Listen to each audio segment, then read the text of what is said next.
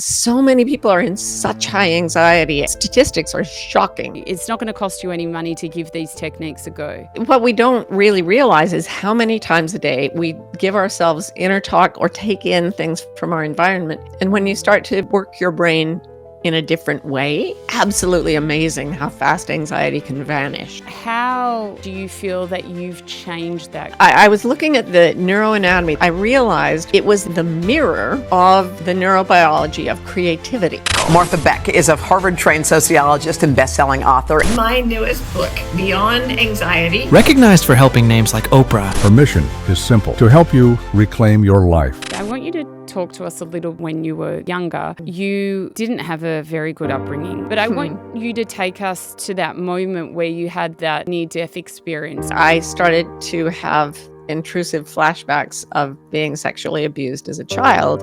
And then I saw this exquisitely beautiful ball of light. It said, your job in this world is to feel this way. Now, go live long and prosper. I've been afraid of so many things, but I do believe that living according to what brings you joy, that sets you free. We just need to be able to train our brains in the right way so we can be able to feel that peace that you felt. How did you find the ability to do that? Well, actually, an interesting thing happened. Martha Beck, it's so lovely to have you back on the podcast again. Thanks for coming on. Oh, it is my pleasure and privilege. Thanks for having me. Now, Martha, you have your new book, which is called Beyond Anxiety. It's been out for a little bit now. And I wanted to start by asking you why you thought it was necessary to write a book like this. Thank you. Yeah.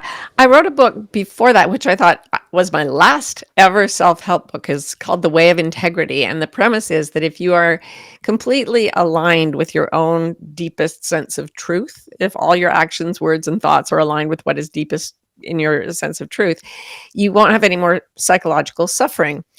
And the book did really well. People were doing the exercises and they would come back and they'd say, well, I'm in total integrity. I'm being completely honest about everything. Except I'm so afraid all the time.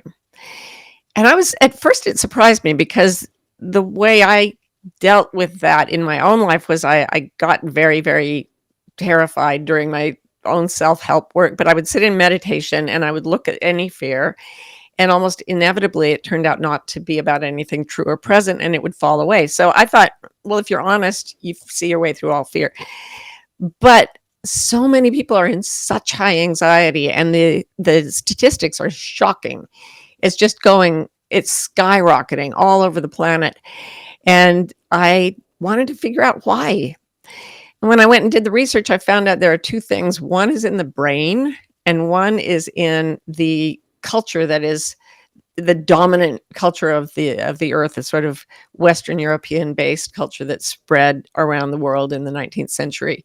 And both the brain and our culture are very, very prone to anxiety and to believing that it is the only truth. So when I saw that, I thought, okay, people need a little extra help to get past this one bit. So I wrote Beyond Anxiety. You said just then, when you're honest, the fear will fall away. What do you mean by that? Yeah. Well, if you're incredibly scrupulous about every thought, like I would sit there, something terrible happened in world history recently, especially affecting us Americans.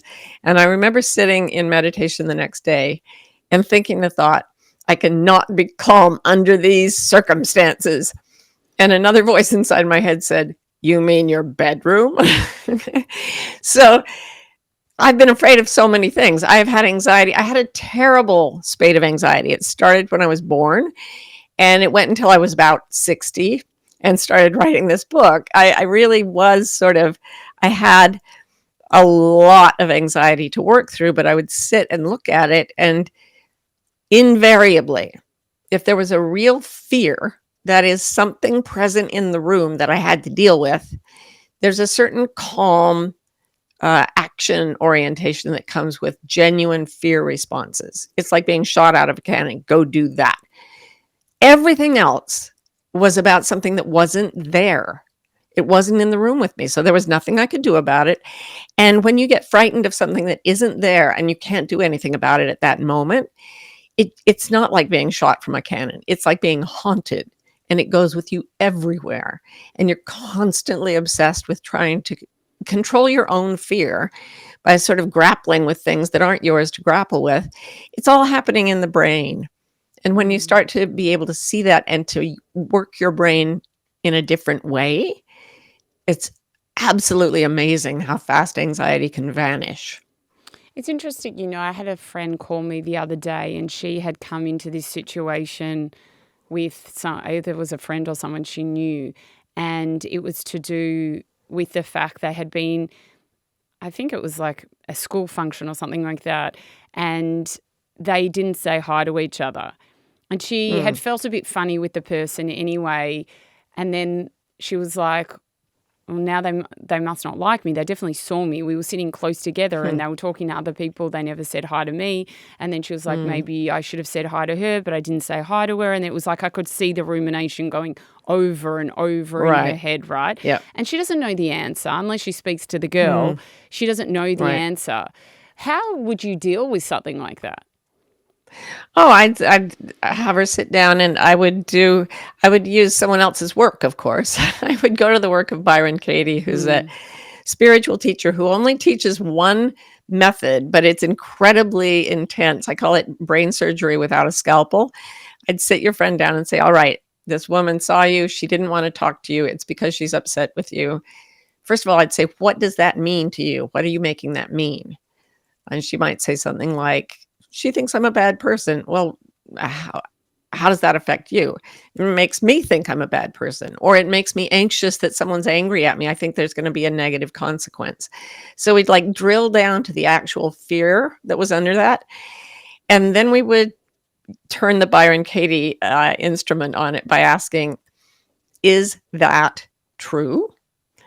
And she would probably say, well, yeah.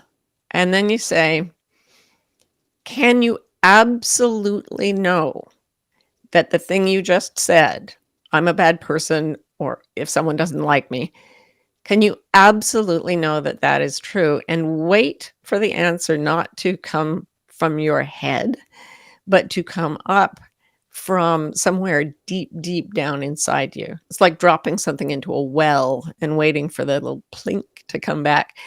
And it's so interesting to watch people do that. I've done it with thousands of people, and they always do this. It's like, well, is that true? Yes, it's true. All right, well, can you be absolutely sure it's true? And they wait, and then they go, no. Like there's this complete shift of energy. And then you start looking at, okay, you cannot know, it may be true, but you can't know it for sure. So if it's not true, is it useful? How is it affecting you to hold this thought in your mind? It's like bringing a plant into your house. Is it poisonous? I don't know.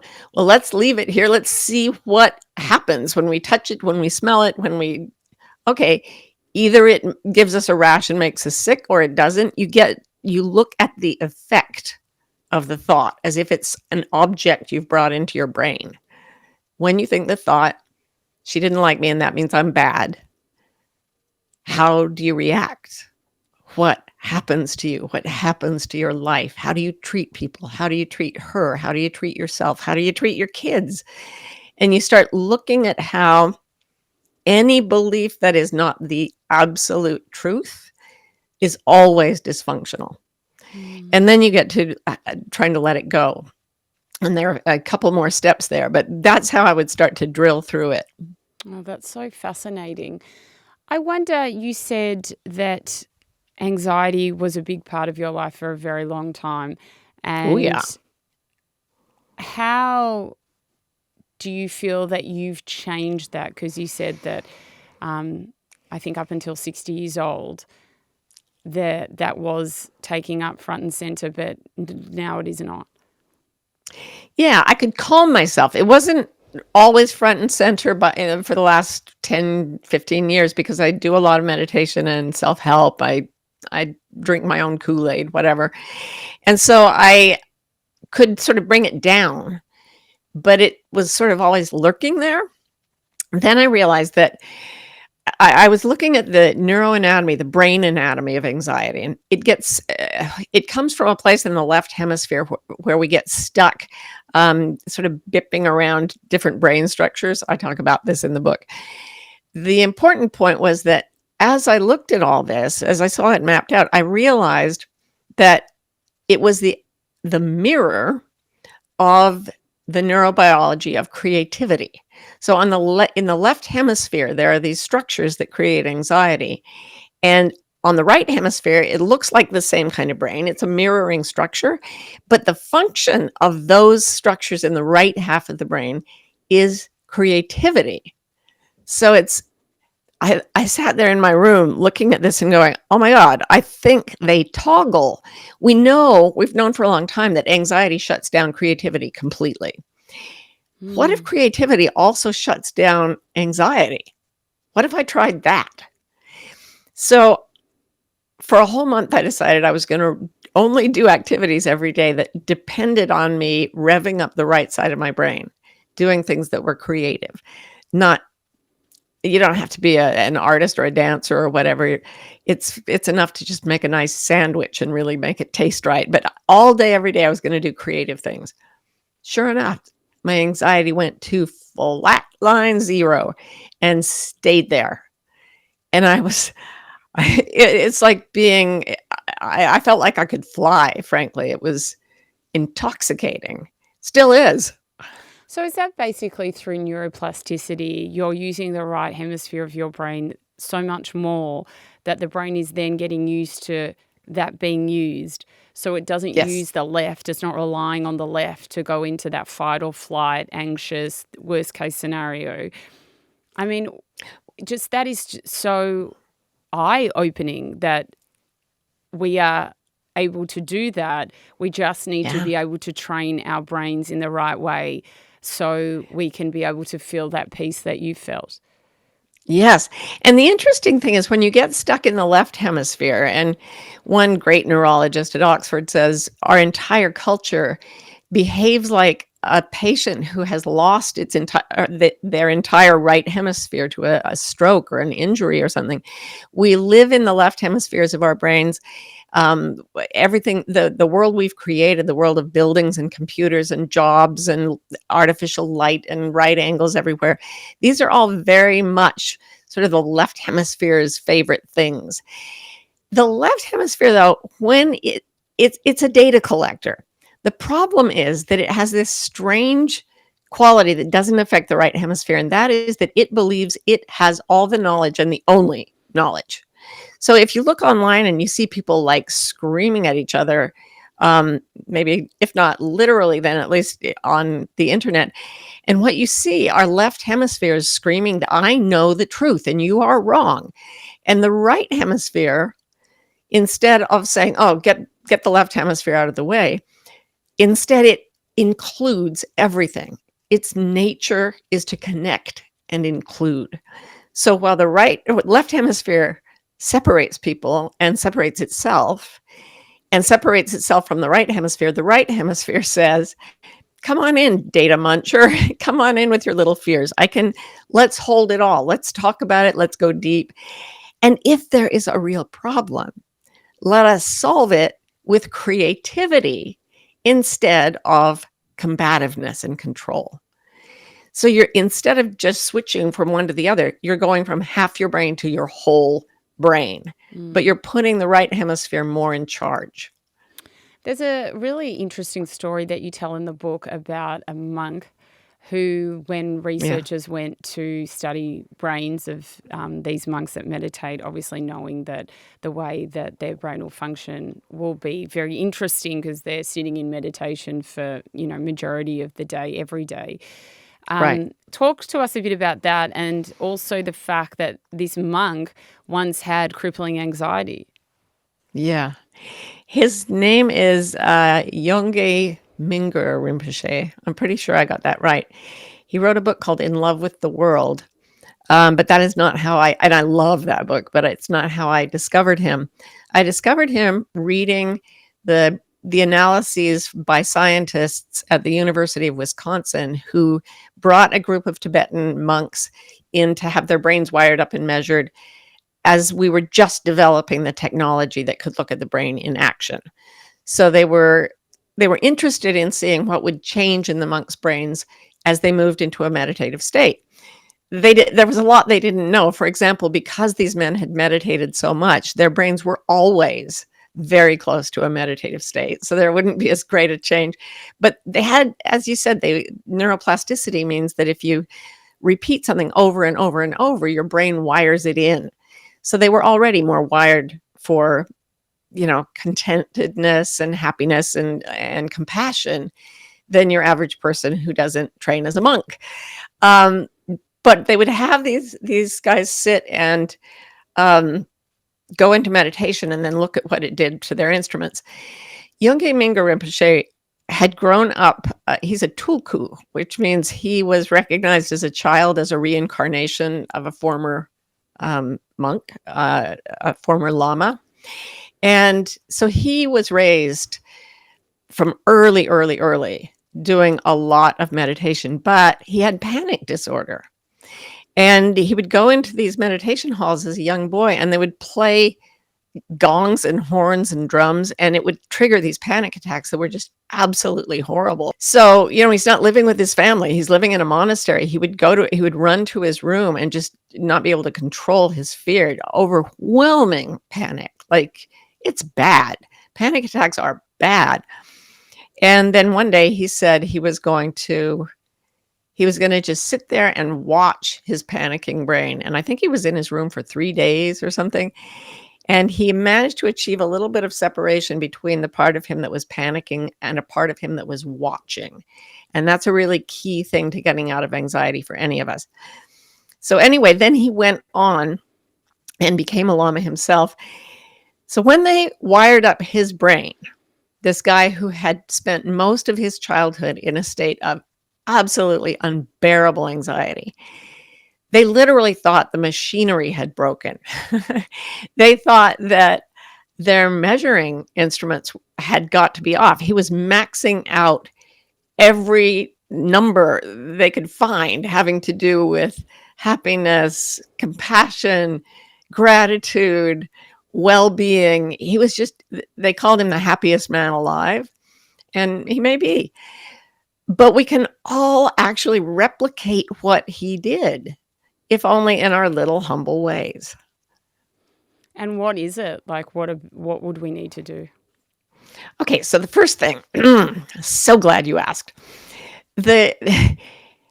I secretly had this tool that I would use if I ever had a real panic attack, and I called it KIST, KIST. It stands for Kind Internal Self-Talk. I made that up. I love my favorite hobby is creation of memorable acronyms, or COMA.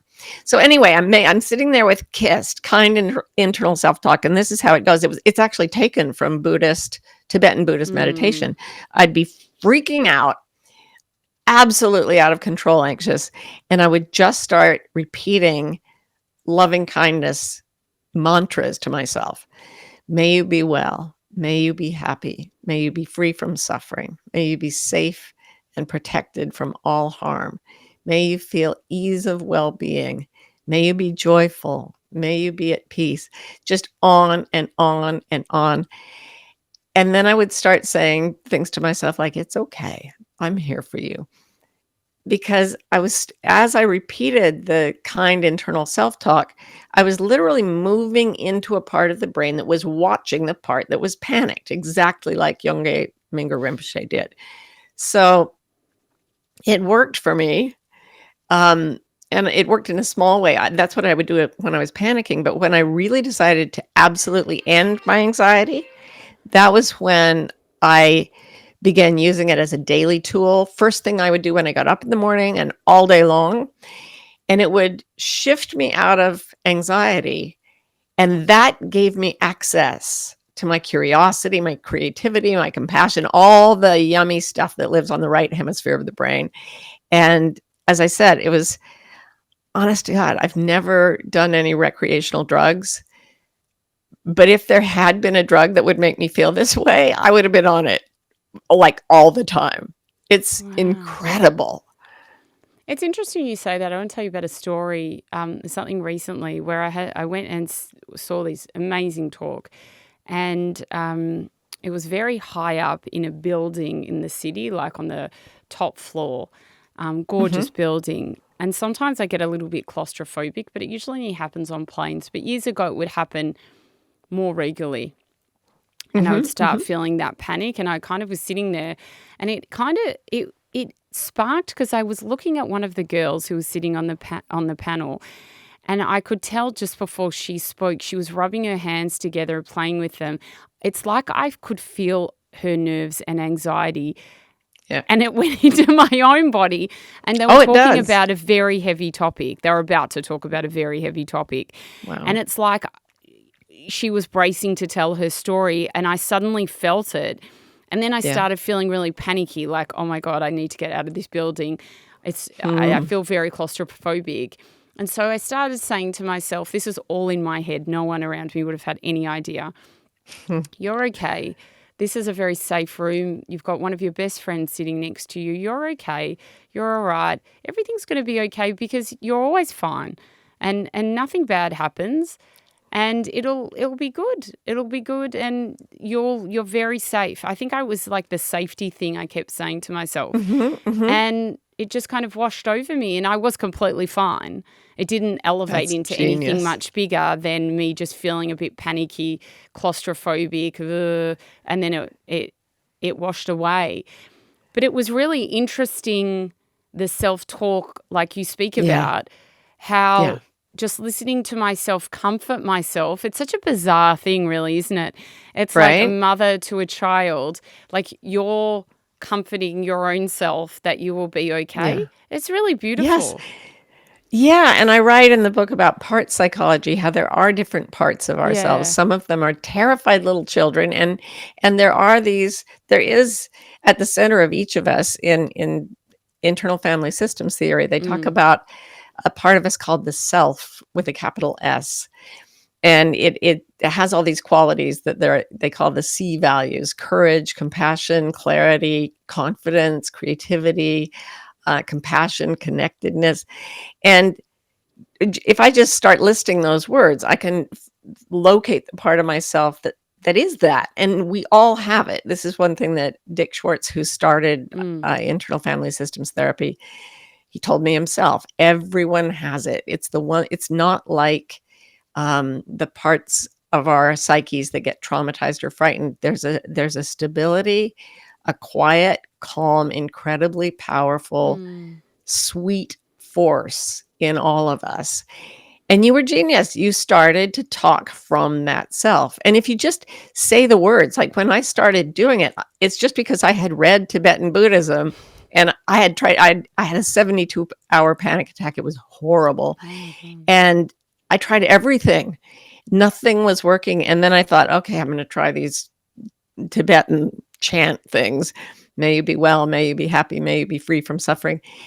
And almost immediately, it started to shift me. And now I know why. Now I know the neuroanatomy of it and how that's the path to freedom, is the path of watching ourselves compassionately.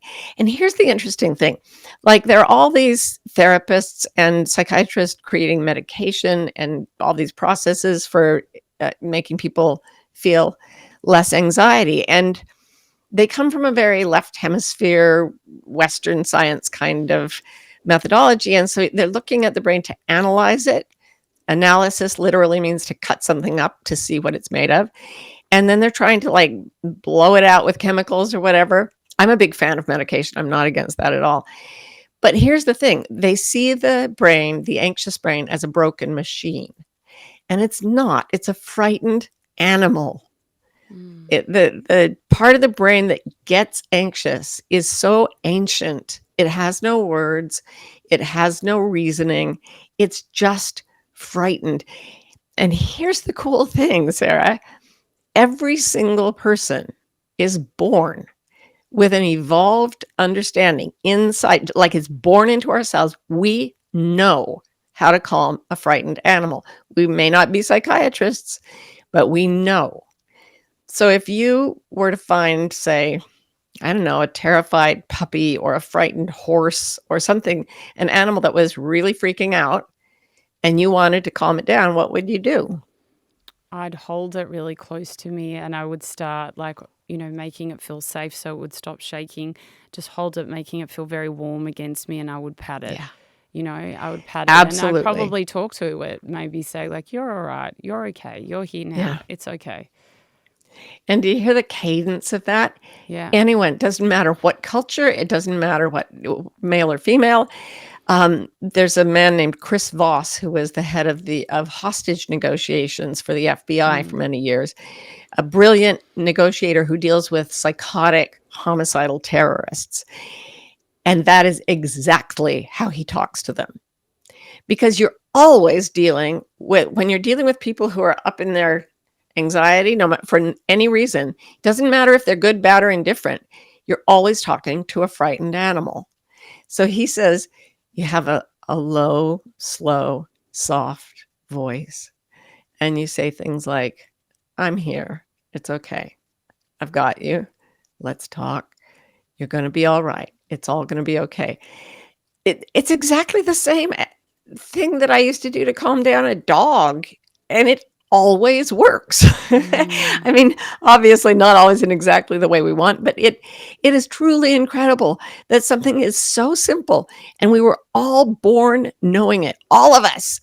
We can all do it without any training whatsoever, and we don't use it. We send people to the doctor instead. And that's great. I mean, I went to a lot of doctors and a few therapists, and it helped. But honestly, until I started wiring my own brain by using these techniques of internal kindness and then moving on into creativity, I still had this sort of hovering anxiety right in the background all the time. It's so interesting you say all that, because I've never had, thank God, bad anxiety, but everyone has some kind of thing that will allow them to feel anxiety or panic. And I'm like you, the things that I have learned, which are very similar to the things you teach, most self-learned or from talking on the podcast, and I'm coaching people, are the most effective by far, right? Like there's something simple. about, using the power of your breath, talking properly to yourself in a way that is loving and kind, everything that you've spoken about, challenging the thought, they're all things that I have done for many years, and they are the things that really, really work properly. Yeah. But you have to do them properly too. I think people think that this kind of work seems very easy, and so they don't do it. Do you know what I mean? As in easy, is like, how can I just say I know exactly what you loving mean. kindness mantras to myself and think that that's going to change everything? I mean, I thought that when I first learnt the power of box breathing, I thought, how the hell is doing this going to do anything? And it honestly was the thing that saved me on flights when I would get overly claustrophobic. I just thought, I just got taught how to box breathe and it just changed my life, right? Not the techniques that, hypnotists or whatever it is told me to do. None of that worked. So I think that you just have to try it, but also be repetitive with doing it, right? Like you say with meditation, you can't just do it once and think you're going to get this huge effect. You have to show up nearly every day and go into that quiet space. And the more you do that, the more you see your brain start to change the way that it processes information and all that kind of stuff. So I think for anyone listening, it's not going to cost you any money to give these techniques a go. Yeah. And I mean, what we don't really realize is how many times a day we give ourselves inner talk or take in things from our environment that are telling us everything's horrible and going to hell in a handbasket, and we should be very, very, very afraid. One of the things I am amazed by is that Jeff Bezos, the head of Amazon and one of the richest men in the world, is really proud to put in his corporate reports and his speeches that he wants all his employees, thousands of people, to wake up terrified. That's a quote. Wake up terrified every morning and stay terrified all day, because that's how you get productive. And the crazy thing about that is that people hear it, This is a guy just saying to people who aren't really making much of a living, the guys at the people at the lower echelons of the company, they're all supposed to live in a state of terror in order to make one of the richest men in the world richer. They're not going to get rich off it, and people read that and they're like, well, that makes good sense to me. What? So one of the things I talk about is we live in this incredibly abnormal society, abnormal physical conditions. Just going into the trees will completely shift your hormone balance. Your cancer killing cells will triple if you go into among the trees. If you just sit there for a while, your stress hormones, cortisol, glucocorticoids, they'll all drop. Like there are all these benefits just from, say, touching a tree or breathing the air where plants are putting pheromones into the air. We co-evolved to share pheromones with plants, and we're never around plants, right? I mean, so many of us, like you and I sitting here, there's not a forest behind us, but this is considered a normal work environment for us, for a person in the modern world in the 21st century. It's not normal. It's interesting because the times that I've, years ago when I was working under people, when it was coming out of fear, which was for a lot of my really my 20s, that was the norm. I didn't work well.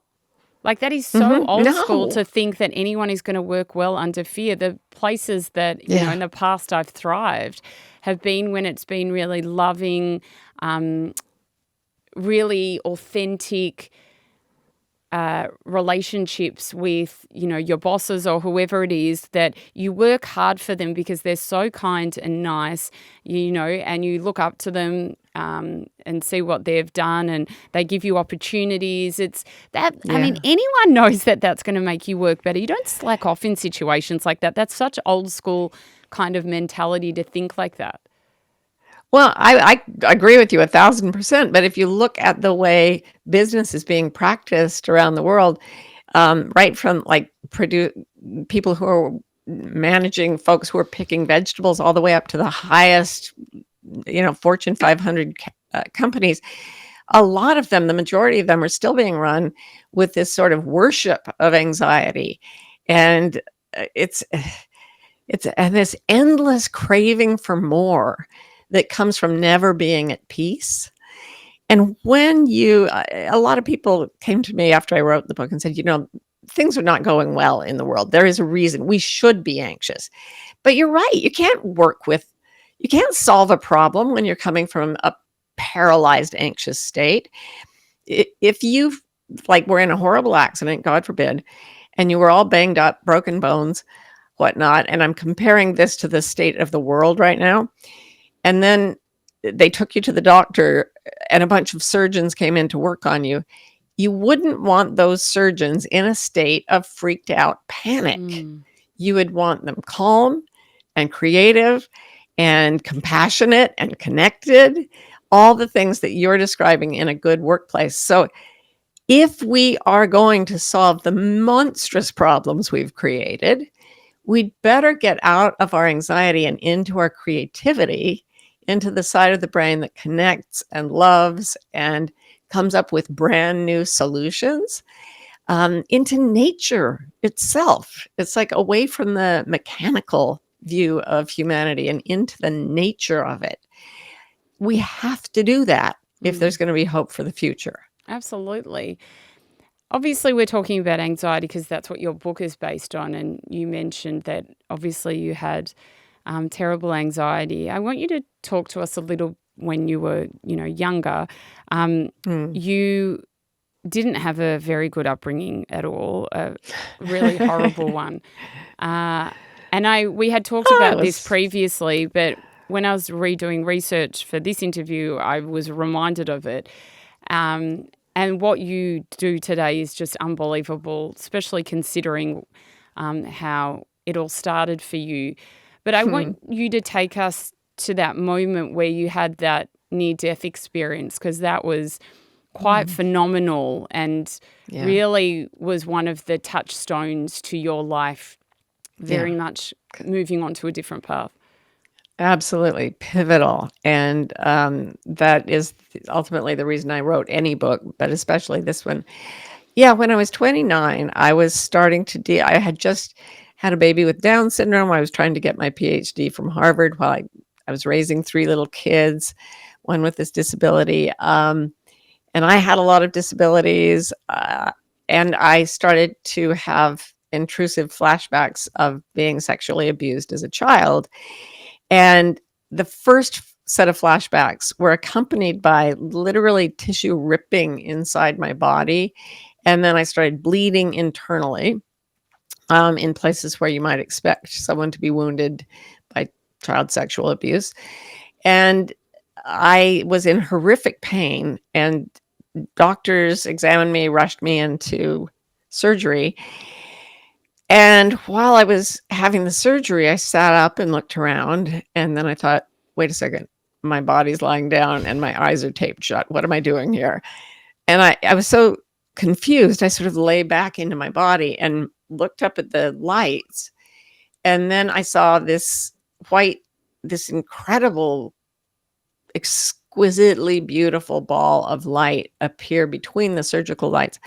And it was so much brighter than the surgical lights that it was like they were candles and it was the sun. It was incredibly bright and incredibly beautiful. It had more colors in it than I'd ever imagined before.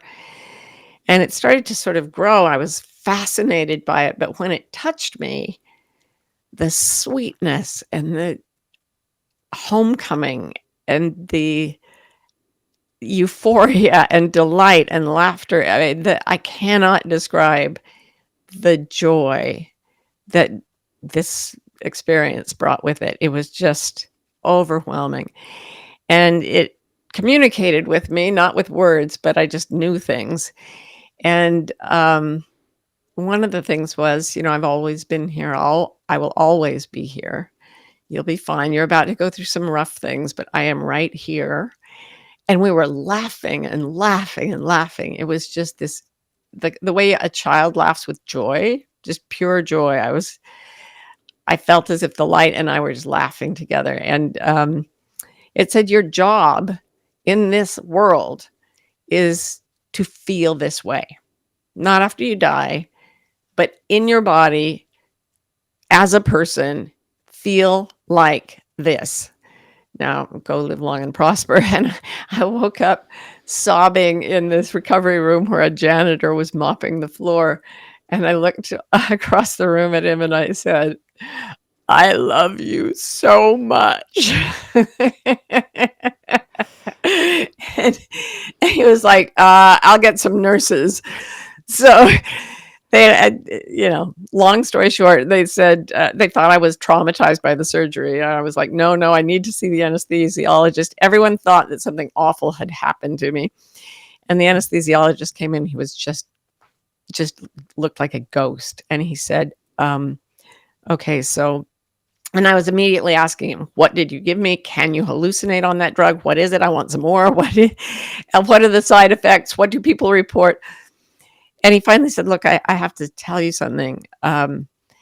He said, while you were under and being operated on, that one of the surgeons saw that you were crying. Because when the light touched me, it was so incredibly divine that just tears started streaming down the sides of my face, my physical face. And they thought I could feel the surgery, but not talk about it. So they freaked out and they said to him, oh my God, she's in pain. She's in pain.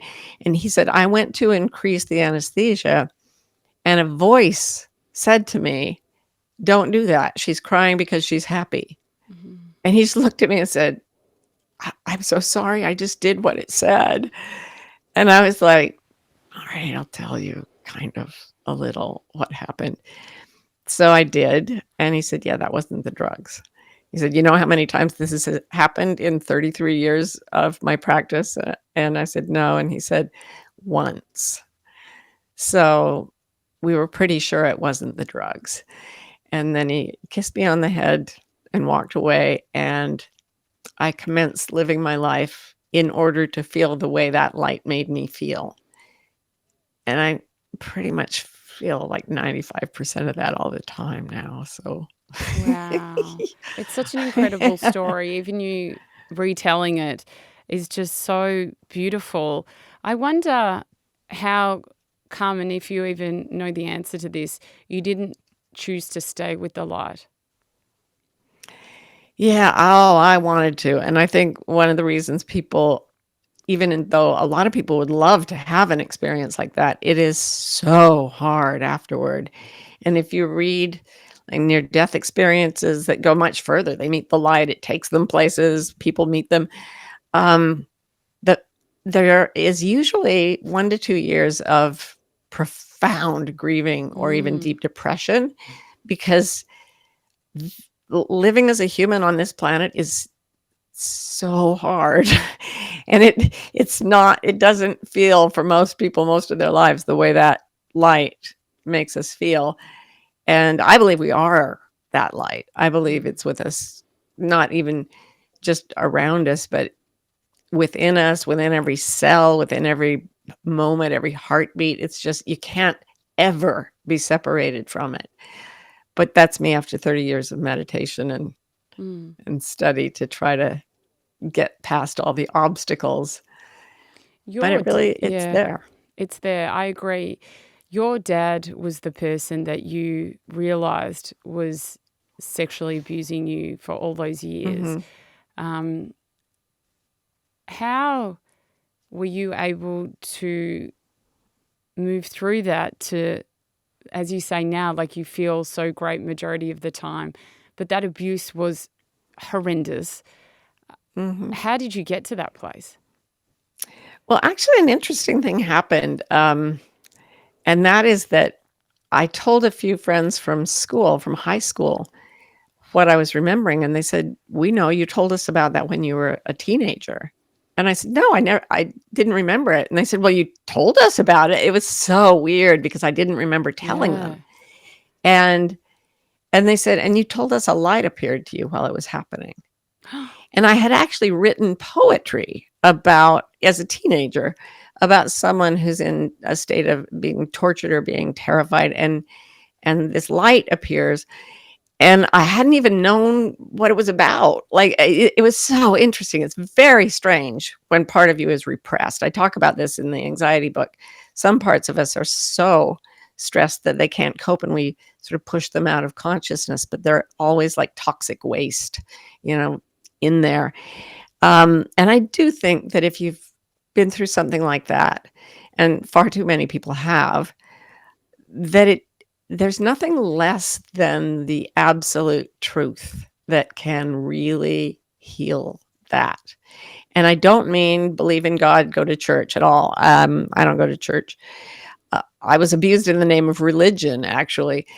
But I do believe that your own truth about your own experience, knowing it, telling it, living according to what brings you joy, that truth, that sets you free. And if you follow it far enough, you may find yourself going against the cultural current. I mean, I came out of that surgery and started talking about the abuse, and immediately lost my whole family of origin, which was huge. I mean, a huge family. And then I left the Mormon church. My father was a very imposing figure in the Mormon church. I left the church, so all my friends thought I was evil. Everyone thought I was going to hell. There were a lot of losses after that, because to live in your absolute truth means that you break free from everything that is not your truth. And that may include a lot of things that make up your everyday life. It's quite daunting, but it's so worth it.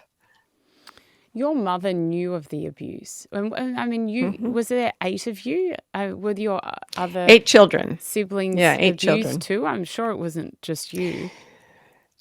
I can't speak for them. They say they weren't.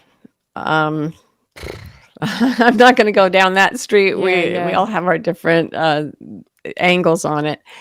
But yeah, she was a Mormon woman who thought my father was doing God's work, and you know, everything had to be sacrificed for the good of the church. I told I told a friend who was a psychiatrist that I'd known at Harvard, and she was Mormon. And I said, this is what happened to me. And she said, well, in an ordinary case, you would need therapy, but you can't have therapy because it might bounce back and hurt the church. And I was just like, wow. And 3 years later, she committed suicide. So it was a pretty glum picture all around, I have to say. But when you're born into it and it's all you know, you need some kind of anchor into joy, into peace. I used to work with heroin addicts, and I would say to them, they were always chasing that first high. And I would say, good, I'm glad you felt that. I think I know kind of what you felt, because I would do anything to feel the way that light made me feel. I mean, anything. And I think it made me feel pretty much the way you felt on heroin. It described only better. So yeah, let's throw away all our refinement, all our acculturation, everything, in order to feel that way, not through medication, but through freedom. Freedom from everything that is not that light. How, I've heard you say that you went on to forgive your dad. How did you find the ability to do that? That just happens. That's like a scab falling off. Don't ever try to forgive someone. That would be a lie against the part of yourself that still needs to feel the anger, to burn away the injustice so that you know what's true. So I never tried to forgive anybody. I was just obsessed with that light. I'm telling you, it's been 30 years and there's not a day, not an hour that's gone by without my awareness of that light. It's always here. So in my obsession with that and my fascination with it and my sense of being accompanied by this wise and inconceivably loving force, I worked toward my own self-repair. And my goodness, I mean, because that happened to me, I had to search so hard for happiness that I found it. I mean, how many people get to say that? And how can you not forgive someone who did that to you, who gave you that? Someone had to do it, right? Not that I think anyone should or that it was permissible. I think people who do it should be put in prison. But I'm not mad at them for, how could I be angry at the gym where I go to get strength, right? It's quite incredible. What did you do to then be able to feel the sense of what you felt with that light on most days? Oh my God, that's my whole writing career right there. Every time I come up with a new set of ideas, I write them down and send them to other people. For one thing is I did not ever make myself be with those people again. I want to make that perfectly clear, that I could love them as long as they were not in a position to hurt me anymore. It's just stupid to, like, it would have been stupid for me to stay in relationships that were so damaged and so damaging. So giving myself permission to get away from things that are not good for me, that was a big, big part of my healing. And the social dynamics around that's been most of my career. People come in and say, I want to quit my job. My soul is dying. And I say, then maybe you should quit your job. And they say, but people would think badly of me, and I have come so far in the hierarchy, and what would my spouse think and everything? And I'm like, so do it anyway. It doesn't make you happy. It's pretty simple. Okay. If something makes you feel very, very happy and it feeds your soul, makes you feel like your mind is illuminated and you're in a constant state of joy, maybe do that more. If you hate something and it makes you feel sick, like you're going to throw up and bite people, maybe do less of that and just sort of move 1 degree at a time away from everything that is not joy. And you will end up in a place of your true self. And when you get there, it is not mania. It is not hysteria. It is deeply still. It is wildly alive. It is incredibly loving, and it is what you are. I completely agree. And I think I've shifted my life to really just do those things that give me joy. And, even the people that I hang around now, like I just feel so much love towards them. I don't hang around people. I wouldn't consider anyone a friend if I don't feel good when I leave them. And my best friends, Yes. like I love them so much. And it's interesting because then when you're in situations where you are just around people that you don't feel good when you're in their company, it is so strong because you're not used to Right? that. So it's like Yeah. you really feel this like huge disconnect when you're around Yes. people that just you don't vibe with. Yeah. But I wonder what advice you would give. I mean, I'm in a very great situation. I work for myself. I've crafted this gorgeous life. But, I'm even just thinking of my kids who go to school and, more often than not, they don't want to do this subject. They don't like it, but they have to because they're they're still young and they can't just choose their Right. subjects yet or whatever it is. Sometimes in life we're forced to do things we don't like. What do we do when we are in those situations? Well, there are times when you have to do something difficult to get to something that will bring you joy. Yes. For example, I'm working on another book. I got up this morning and it was time to write, and I heard my family and I wanted to go just hang out, have a cup of coffee. And I was like, no, I really want to write this book, and I've got to take my morning time. It's the only time I can really get writing done. So there's that. And writing can be difficult. It's very difficult and it can be very unsettling. It's hard. My writing is hard for me. It's not a thing I do for joy. It doesn't just spill out of me. So there's that. But then once I got into the writing, there's a sense of purposeful forward momentum, and there's the joy is there again. So if I had a kid now, actually I do. I have 3 kids who are adults, and then I have a partner from Melbourne who's much younger than I am, and she had a baby during the pandemic who's 4 now. And I don't know if I'm going to ask Lila to go to a class she doesn't like. I mean, we're really thinking of putting her in what's called a democratic school, where we've been to visit it, that you just take the kids in there and they make their own rules and they enforce their own rules, and everybody votes on everything and they get to choose what they want to do. And we talked to all these young children who were there, and they'd be like, yeah, I thought I just wanted to goof off. And then I got really bored. So I wanted to learn physics. That's what I'm doing. Or like, I learned gymnastics. Now I teach it to the older kids. These kids were just, talk about creativity. It was just blossoming in all directions. There's a study that I cite in this book done by NASA in the 60s to find creative geniuses so they could hire them. So they made this test and they gave it to a bunch of adults, and 2% of these extremely well-educated people rated as creative geniuses. After a while, someone thought to give this test to 4 and 5-year-olds. 98% of them came out as creative geniuses. Wow. So I'm watching society break down. I'm a sociologist by training.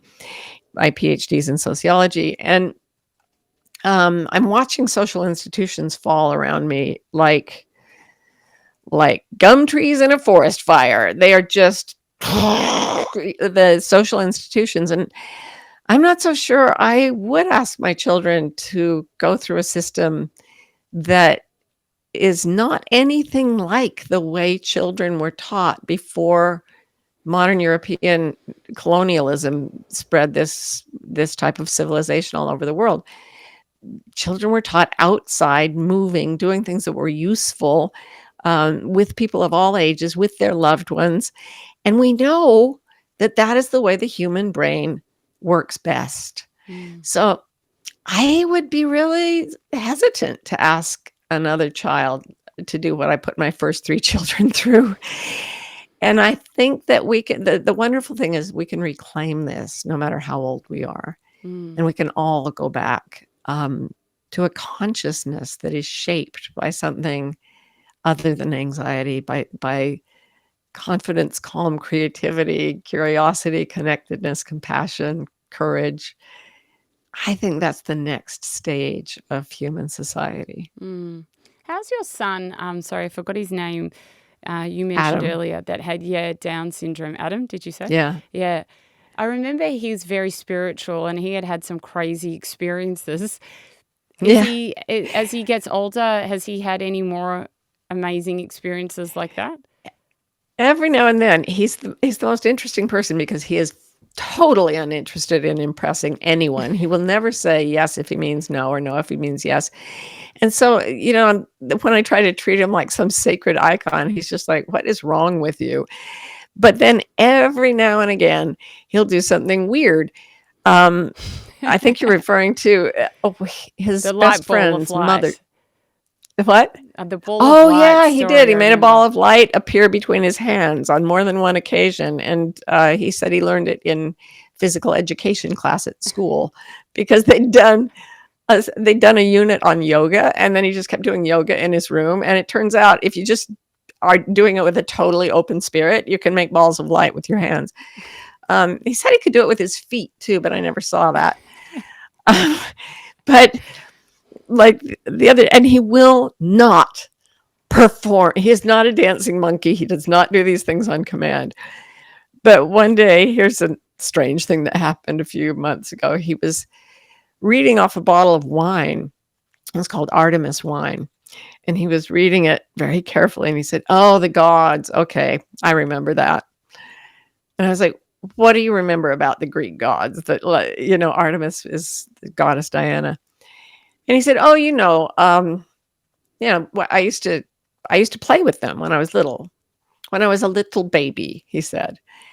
And I was like, "Do you still do it?" And he said, "No." I said, "Well, why not?" And he said, "Oh, DNA." Like, what? What? Who taught you that? He can barely hold a conversation. Nobody can understand him. And there's one thing I put in this book that he did. I was listening with my friends to the sounds made by the planets as the Voyager spacecraft zoomed by them. They would send out radio waves that were picked up and then made into audible sounds by the technology at NASA. And you can Google it. Google NASA space sounds, and you'll hear the sounds that the planets and their moons make. And they are very different. Like some of them go like bing bong, and the earth kind of goes, and like there's all this strangeness out there. And Adam was going by the room where my friends and I were listening to this, and he did a double take, and he came back and he said, "What are those sounds? I have those sounds in my body." I was like, "What?" And I said, "Well, your body?" He said, "Yeah." I said, "Oh, well, these are the sounds that are made by the planets and their moons." And he said, "Oh, right, the message." And we couldn't understand him because it was like, "Message." And we said, "What?" And he said, "The message," like a call. And we said, "Oh, a message, a call." And he said, "Yes, yes, yes."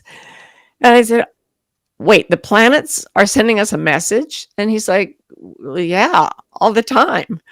And I said, "What's the message?" And he said, "That we're safe." Aww. What? What? He just comes from a different mind. Wow. It's like you've got your little Buddha there. Just It saying really these is. profound statements every now and again. Yeah. I feel like it's interesting. Sometimes those that don't talk much, when they do talk, it's something that everyone needs to listen to. And that sounds very much like your son. Yeah. Yeah, it does. And you can feel him. He's like a very deep, grounding, heart-centered, peaceful vibe. You can't really be in the room with him and not feel anchored and protected. You know, when you talk about that light and this idea of like this beauty that it had, and you try and get into those states, and the whole thing that I suppose those who are more into spirituality would understand, that we're always trying to raise our vibration to a certain level, because when it's going at a higher level, that frequency, is what brings us joy and abundance and all the things that we desire. But that's why learning how to get out of anxiety and be able to control your mind allows you to be able to radiate at that level a lot more. I mean, I wonder, have you found that? Because I feel like everything goes back to trying to get ourselves to that certain frequency. I agree with everything you just said except for one phrasing, and that is we need to be able to control our minds, because I have never been able to control anything with my mind, especially my mind. So I think control is the way that we try to fix things when we're anxious. And the way out of that is to love the part of us that is trying to control our minds. So you think, okay, I've got to get to that vibration. I've got to make that happen. I've got to get there. And then you become that same voice that you reached when you had that panic, that claustrophobia. You become that same thing. And you say to the part of yourself that is trying to control my mind, you say, it's okay, sweetheart. I'm right here. It's all right. It's okay. You don't have to worry. You can stop trying. It's all right. I'm okay. You're okay. I'm right here. Maybe well, maybe happy, maybe free from suffering. And you just keep loving the part of you that is afraid, the part that is trying to be good, the part that is trying to control itself, the part that feels out of control. You give them all the same unequivocal compassion, and they all start to calm down. And then you realize this is not about holding anything in the air. It's about letting go and letting go and letting go and doing less and less and less until there's no effort whatsoever. Oh, that's so beautiful. Tell me, Martha, what is something that you wish for yourself? I wish to be a part of that, the thing I've been waiting for my whole life, which is a distinct, marked change in human consciousness. And it's not anything weird or frilly. It's just what I said 10 seconds ago. People who learn to step out of the frequency of control and fear and go into the wild, wonderful, imaginative beauty of a human soul that is not trapped in fear. If we can do that, if enough people can do that, doesn't have to be that many, 10%, 12%. If we can make that transition and change our brains that way, everything is going to shift. We're going to be able to heal this planet that we've hurt. And we're going to be able to love ourselves back to health, and then love one another and other species. It's not a small ask, but that's what I want. I want to be part of that. What's some of the best advice that you have ever been given? Trust yourself. That's it. A therapist said it to me once, right after that white light experience, when my entire family and friendship group was flying off like I was some sort of spinning dervish, and they were just being flung off. And then I read it in Goethe's Letters to a Young Poet. When you trust yourself, you will know how to live. Super simple. What is your favorite prayer? Thank you. That's really, at a certain point, that's just, if I could say thank you in every language that has ever existed, it would not be quite enough. Language is not enough. Yeah, I've asked lots of prayers of pleading, begging, hoping, conniving, scheming, and then letting go and letting go and letting go. And then it's just, thank you. Oh my God, thank you, thank you, thank you, thank you, thank you, thank you, thank you. Just so much gratitude. It's hard to hold it. You've had a lot of these. We've talked about a few, but what is one of your greatest mystical experiences? I'll tell you something. It's once you start living according to your truth, and especially after you stop listening to fear inside, that's not really fear, it's just anxiety, it gets really magical. Like miracles become the stuff of daily life. It just, it's, I mean, sorry, I'm running out of words. And part of it is that it's inexpressible. Part of it is that I don't want to be sensationalistic and tell people, oh, yeah, do this stuff for all these magical things. But the fact is that I experience incredible synchronicities and moments of connection and ridiculous, non-coincidental things. Yesterday, I did a podcast like this with a beautiful young man who was broadcasting from Costa Rica. I said, oh, I'm excited. I want to get a piece of property in Costa Rica. And he said, well, I have one, but I want to get one in Pennsylvania. I said, well, what part? I'm in Pennsylvania. Turns out I'm living a stone's throw from where this man grew up. Wow. And we both then fell in love with Costa Rica, and we were both thinking of going somewhere else to find spiritual community, and it was the same place. I mean, just, and stuff like that happens every day. I meet people that I look at and we know we're on the same wavelength, and there is no need for introduction, or, I mean, we just start talking as though we've been in a conversation for 1,000 years and it just was interrupted for a coffee break. Yeah.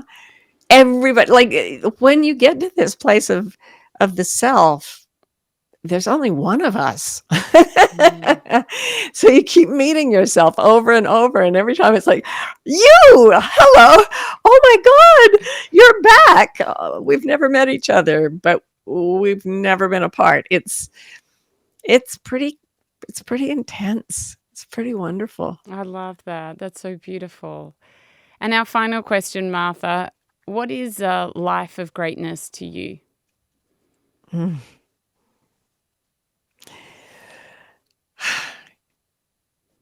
It's a life that accepts all the suffering that we inevitably experience, born these tiny little helpless creatures in these tiny bodies.